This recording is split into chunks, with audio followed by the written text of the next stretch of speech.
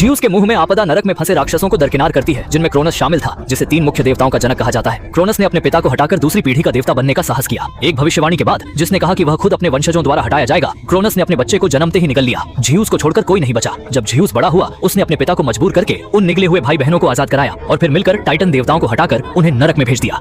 हाल ही की घटनाओं में किसी कारणवश उन राक्षसों पर लगाए गए प्रतिबंध ढीले पड़ रहे हैं, जिन्होंने दुनिया में दाखिल होकर बुरे कर्म करने शुरू कर दिए हैं। अगर अभी भी कोई कदम नहीं उठाया गया तो क्रोनस के नरक से बचने पर माउंट ओलंपस और दुनिया पर भयानक संकट आ सकता है।